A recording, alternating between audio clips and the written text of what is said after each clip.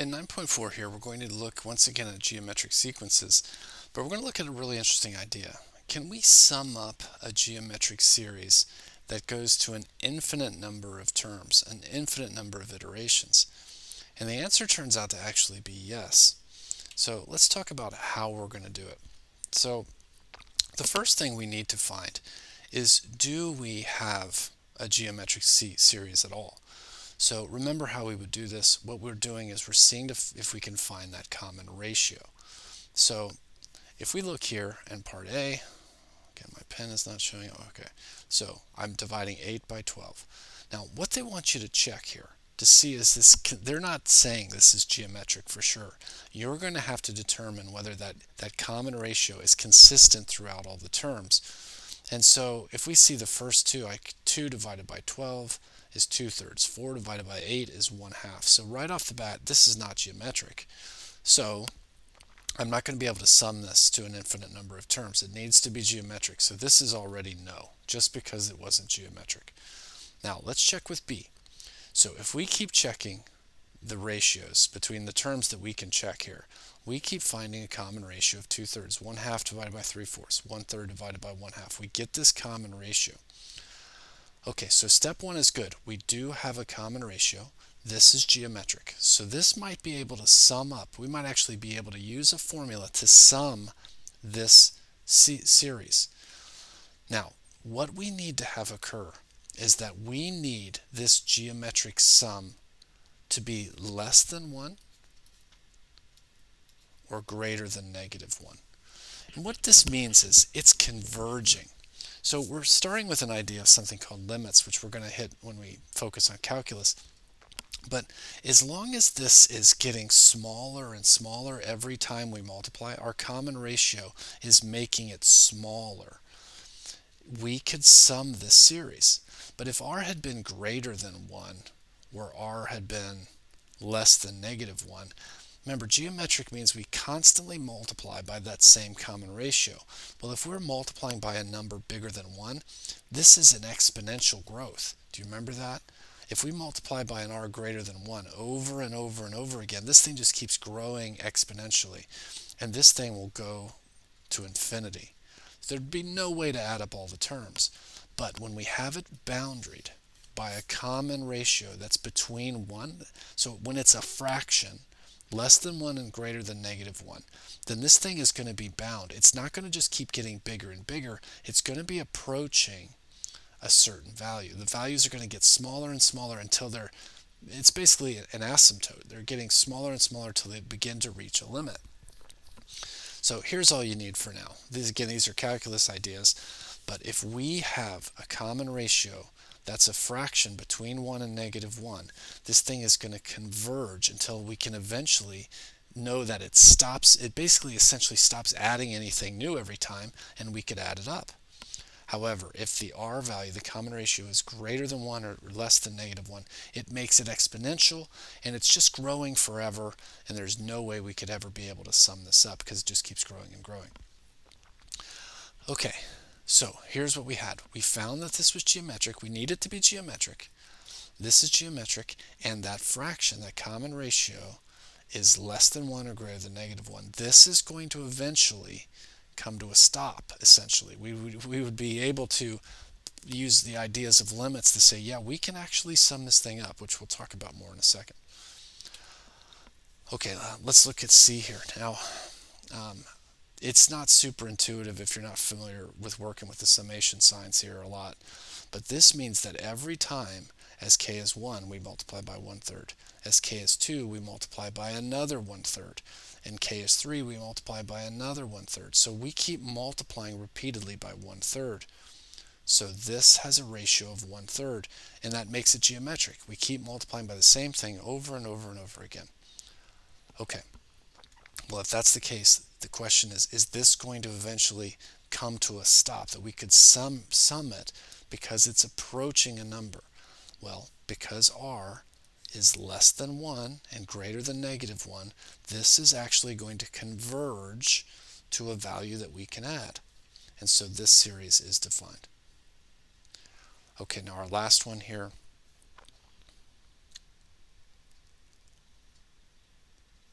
Okay, so they said this wrong here, but okay. So if we were looking at this, we are repeatedly multiplying each term by 5.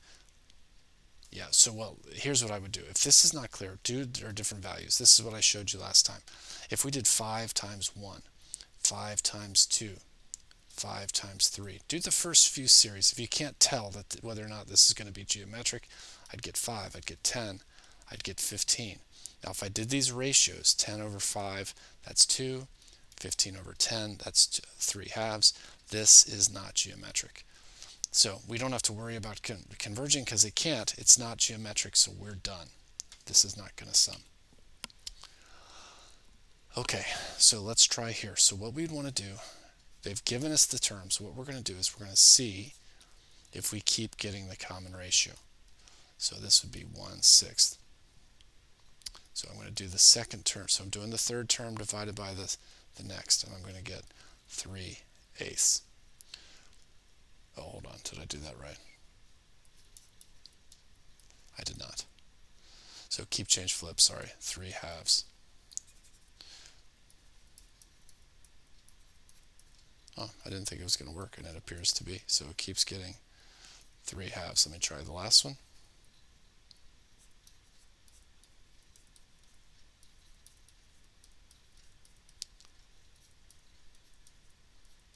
Yeah, okay, so we do keep getting. So this is geometric.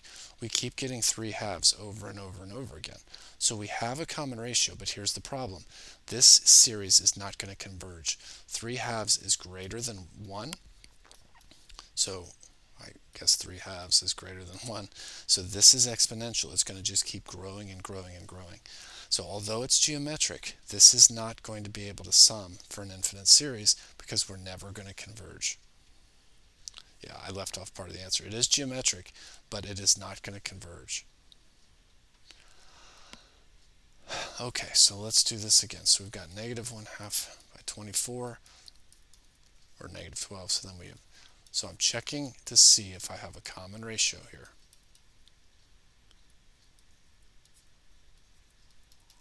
Okay, so the terms that I have a geometric ratio, a common ratio, -1/2. That'll work. So this is geometric. Now, that is between, remember we want r to be less than 1 and greater than -1. This works. So not only is this geometric, this is also going to converge because we're doing fractions each time. Less than 1 and greater than -1. So this is not only geometric, it's defined. We can sum this. It's going to converge. Okay, now is this geometric? We've seen this pattern before. If you have a summation with where this is our common ratio being multiplied as an exponent over and over to the first power, to the second power, to the third, this is going to be our r, -0.3. And if you're not sure, you could do a series of the first 3 or 4 terms and see that and do the ratios yourself. But this is the common ratio taken to these powers over and over again. So I have my r, I have a common ratio, and it's less than 1 and greater than -1. This is going to converge. So this infinite series is going to be defined. Okay, now again, this is not intuitive. This is some calculus ideas about how we're going to converge. But here's what our formula is going to be. It turns out if you do have that infinite geometric series, it's going to sum to that first term divided by 1 minus r. Again, I'll leave the proof of this to the book, not intuitive, but here's what we've got. That first term divided by 1 minus the common ratio. So we're basically going to do the same thing we were doing, but then we're going to just see if we can sum it to that common ratio. So let's check these. If you look here, this does not have a common ratio. If we keep dividing by the preceding term, that is not going to be consistent. So it's not geometric, so it can't converge. It can't have a sum for that infinite series. Now let's check the second one. So if we keep doing these are not very intuitive, but if you divide 2 by the first one, 3 by the second one, we get a common ratio of 0.4. Now, it has a common ratio, so it's geometric, and we need for our formula the first in the series. Well, we have that as well. So here's our formula. This is going to turn out to converge to that first iteration divided by 1 minus the common ratio, and we get 4.14. Okay, so if we're looking at hold on. So we see here, this is geometric. We keep multiplying by negative 1/3 over and over and over again. So here's our common ratio, and it's less than 1 or greater than negative 1. So this is going to converge. So we can use our formula. Here's A1, here's R. So we have, here's A1, or well, yeah, do we have to find it? No, it'd be easy. So you put in 1, so put in 1 here. This is going to be the 0th power, so this is A1. So our formula says A1, 1 minus our common ratio. We get this. Okay, so what was our last one? Turns out not to be. Yeah, it isn't that this isn't geometric. So what we have here is we have some ratio being used as an exponent over or added, so exponent to the first, to the second, to the third. This is that same pattern that we had here. We've seen it several times. This is geometric, but the common ratio is greater than 1. 4/3 is greater than 1, so this is going to keep exploding. So this is exponential, and it will not converge. So it is geometric, but we can't sum it. Okay, now this is a clever little trick here. I would never have figured this out without seeing what they were doing here. But what they're saying is, if you have 0.3 repeating, which is obviously 0.3, 3, 3, 3, what's happening here is you keep multiplying the preceding term by 0.1. So you actually have a common ratio. So what's happening here is you keep multiplying with 0.3 times 0.1. And then you do it again for the next term. And then you do it again for the next term. So basically, here's what you're doing. You're doing a summation where you're taking 0.3 and multiplying it by 0.1 over and over again. So that's geometric. And 0.1 is less than, obviously, 0.1 is a fraction, but it's greater than negative 1, or I'm sorry. So we have geometric here where it's between 1 and negative 1. So this converges. So what we could do is what we just learned about geometric sum of an infinite geometric sequence. Here's my first one. Here's my common ratio. This sums to 1/3, which is conveniently what we already knew. So what they're saying is this 0.3 repeating is a geometric sequence that can be summed as for an infinite number of terms because the ratio is 0.1. Okay, now let's try a couple more of these, and then I think we have a word problem or two. I can't remember here. So we're going to check to see, does this have a common ratio? So we're going to do 2/3 divided by 2. That's going to get me 2/6. Then we're going to check 2/9 divided by 2/3. So we're going to get 2/9 times 3/2. Yeah, so both of these I'm getting 1/3. So I have a common ratio. So this is geometric. Okay, so if we want to sum it, yeah, it does want us to find the sum. Okay, so the sum is A1 over 1 minus that common ratio. So we're going to get 2 divided by 2/3, or 3. So I just checked to make sure there was a consistent common ratio. There was. So this is geometric. I use my formula, which is A1 divided by 1 minus R is the sum for an infinite geometric series, and it sums to 3. Okay, so if we check this here, this is not going to be geometric. If you did a first few of these, this does not fit the pattern. We keep adding this 1 each time, which is going to mess up any kind of geometric series. So this is not geometric, so this, we cannot sum this. This is not going to be geometric, so we're done. Okay, now this is going to be geometric. We keep multiplying by negative 3/8 over and over and over again. So this is geometric. It's between 1 and negative 1, so we're good here. This is fine, and it can be summed. So what we need is the first term. So A1 here would be negative 3/8, where k is to the first power.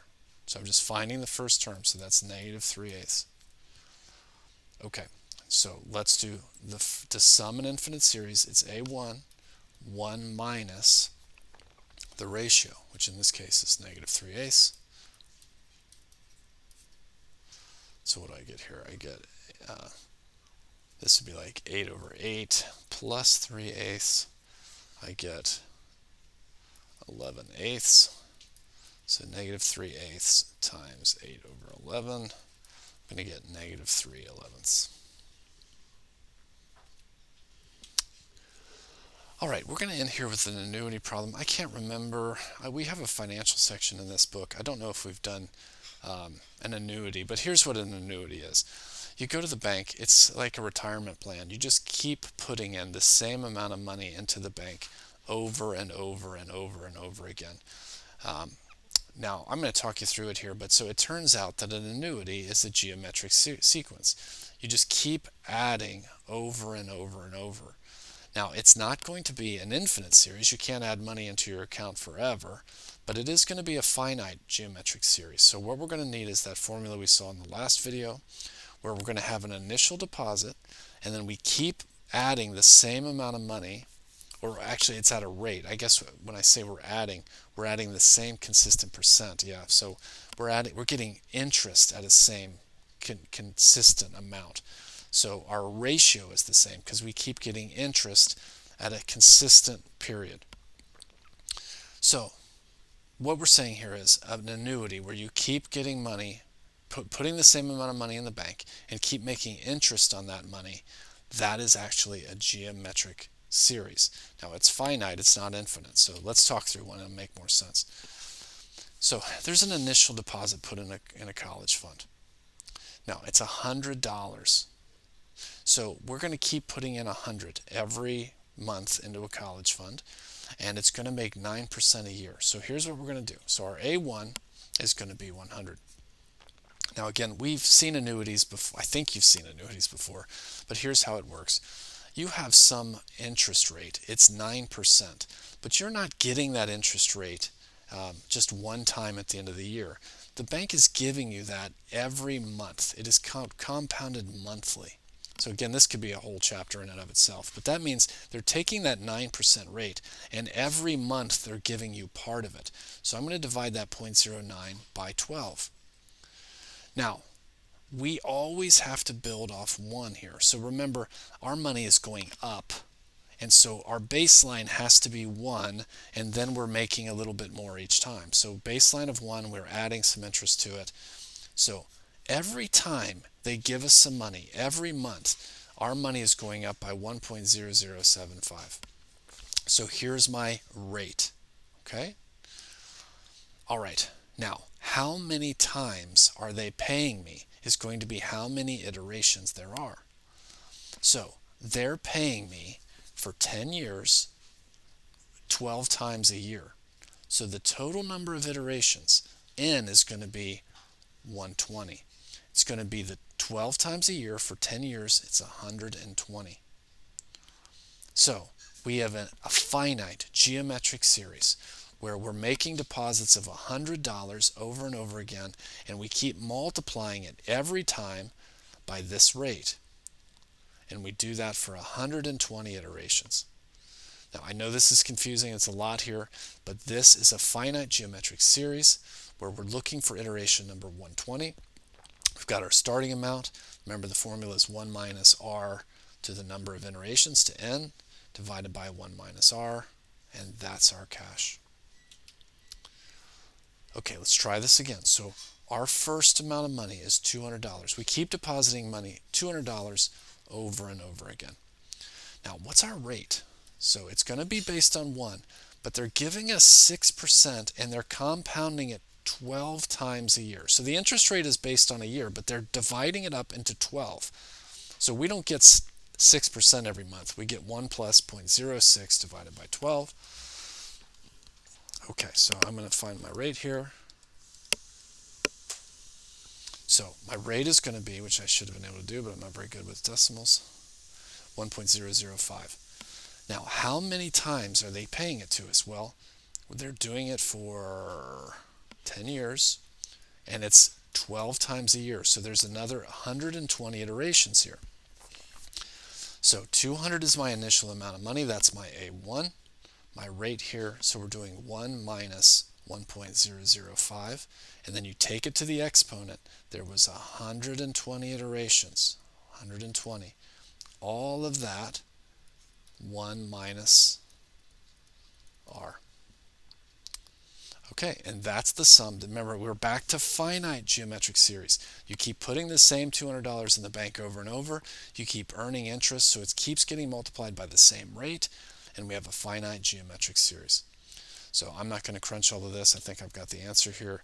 Here's how much money you would have at the end of 120 iterations, or 10 years, getting compounded monthly times 12. Okay, so I hope all that made sense. So we're looking at both infinite geometric sequences, and then we return to some word problems about finite.